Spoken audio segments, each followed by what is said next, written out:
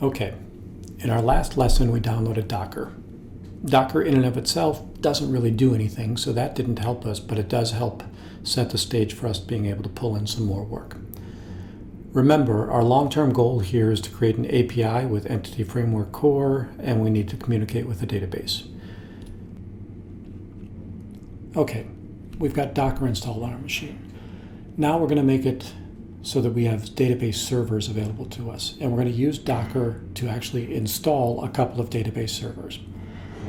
I'm going to download 2 production quality database servers, mysql, which is a common open source database, and that's something that's used by a large number of people, right? It's got 1 billion downloads, as well as Microsoft's SQL Server. So let's get started with the mysql. Let's go ahead and use the convenience method, put this on our clipboard. We'll go ahead and paste that command. We'll pull down the latest version of mysql. Take a couple of seconds to do this.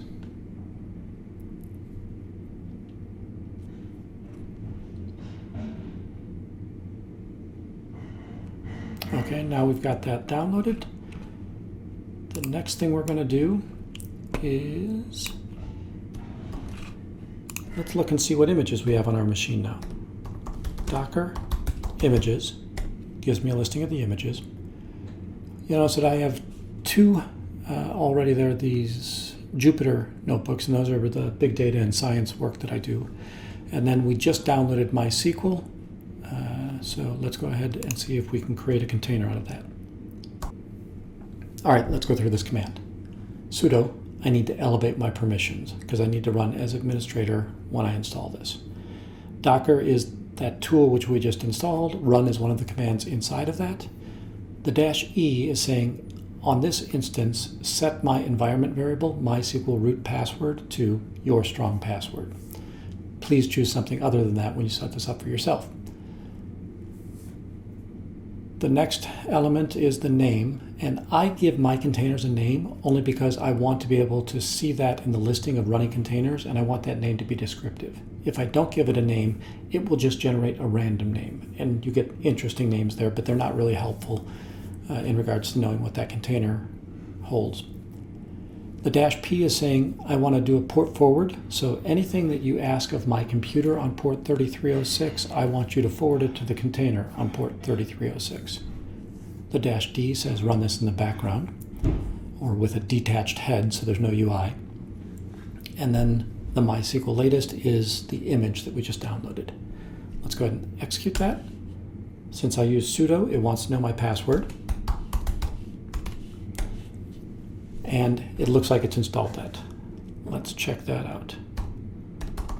Docker ps. It looks like I do have an image running. Let's see if we can connect to that image.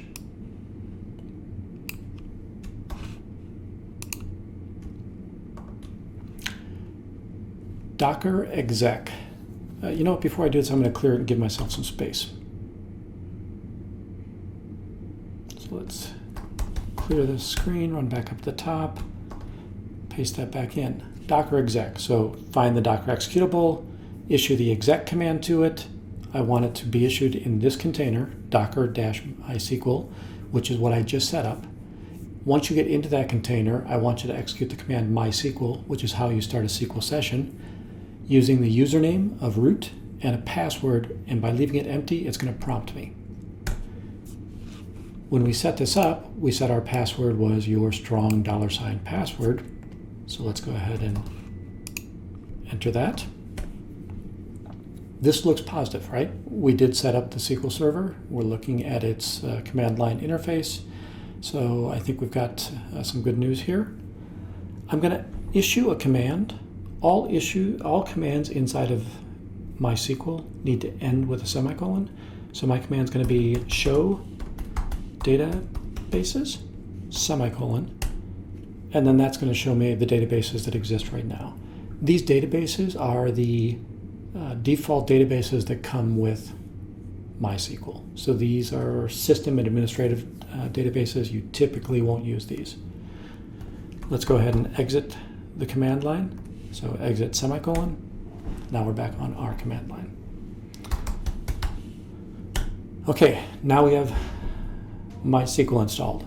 Our next step is to install SQL Server. So let's go back over to Docker Hub.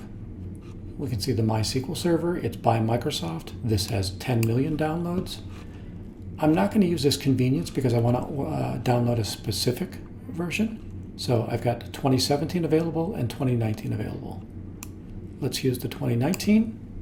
I'm going to put that on my clipboard. Go back over to the terminal.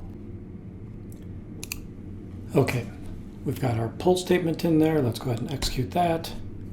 It's going to download a large amount of stuff. I'll probably speed through this.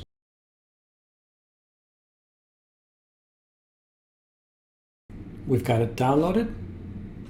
Let's look at our images. You can now see that in addition to the MySQL image, we also have a MSSQL server image. Let's go ahead and create a package for that, or a container for that, sorry. Here's our command. We just saw this moments ago. Sudo elevate my permissions, find the Docker, run. This has two prompts that we need to answer, and one of them is accept the end user license agreement. Otherwise, Microsoft doesn't let you use this, and then you set the SA password. Where MySQL had root as its administrator, SQL Server has SA, or system administrator, as its administrative user. Giving it a name, Docker SQL 2019. We do port forwarding again, while MySQL runs on 3306, SQL Server runs on 1433.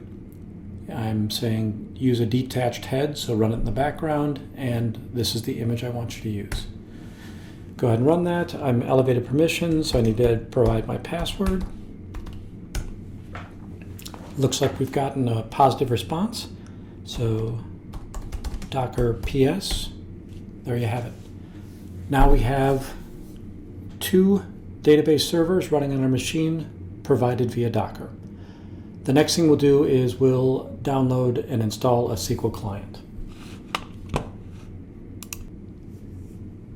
Okay, we now have two different database servers running on this machine, but we don't really have a way to communicate with them yet. So the next thing I want to do is we're going to download a SQL client. This is going to allow us to connect to those servers and do any kind of investigation we need to do with that. So the one that I'm going to use here is dbeaver, and I'm using the Community Edition. And as we notice here, it is free and universal. So it'll apply to a large number of databases. And we notice here that this has MySQL as well as SQL Server.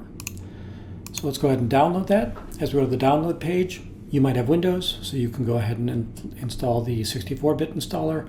I'm going to install the macOS installer. Go ahead and click here. It's going to download. Take a couple of seconds to download this.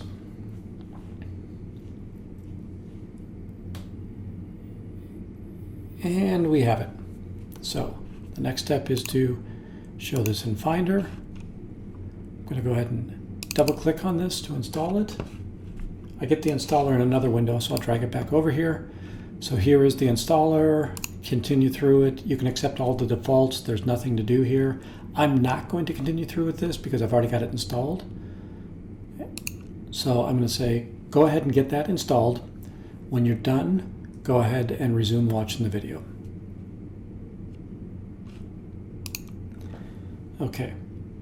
So now that we've got it installed, let's go ahead and open up our dbeaver, and that's going to be open up the Spotlight tool, right? Command space, dbeaver. And as you obviously saw, I already had it open, but that's how you can get it open as well. I have some databases in here. Hopefully I'll blur those out when we edit this. We need to be able to connect to those servers. We're going to create two database connections. Our first database connection is new database connection, and it's MySQL. Go ahead and click on next. And it is localhost. It is 3306. That's the port that we want. Remember, we forwarded that port when we built the container. There's no database yet on this machine. We're going to connect as the root user, and we need the root password, which is your strong $ password. I'm going to put that on my keyboard or on my clipboard, paste it in here, and go ahead and test. I get an error. I get an error. Public key retrieval not allowed. So what happens is the server and the client will create a set of keys that they can then pass back and forth rather than this username and password. But the way that we have our driver set up, it doesn't allow for this. So let's go ahead and fix that. If we go to driver properties, and there is a allow public key retrieval, we can see it set to false. Let's go ahead and drop this down, set it to true. I'm going to move off of this to force that we've saved it. Let's go ahead and test the connection, and we've got success. Great news. Go ahead and finish. So now we have one database connection set up in our client. Let's set up the other database connection. This one is SQL Server. Next, again, it is localhost. We are connecting to port 1433, and again, it's got the same forwarding. The default database in any SQL Server is master, and we're going to connect as SA. And the super user here was your strong password, but it had that parens ampersand in the middle, right? So we go ahead and enter that, test the connection, success yet again. Okay, that's great news. Finish. Okay, I'm going to go ahead and end this video right now. Remember, our next video, we're going to go ahead and install Postman, VS Code, which is going to be our interactive development environment, and .NET, which is the foundation which all of that code is going to run on. I hope you've been enjoying these videos. If you have, please go ahead and like down below. Also, don't forget to subscribe and then hit the bell button when that happens. That way you'll get notified as I upload more of these videos. Thanks for your time, and we'll see you in the next video.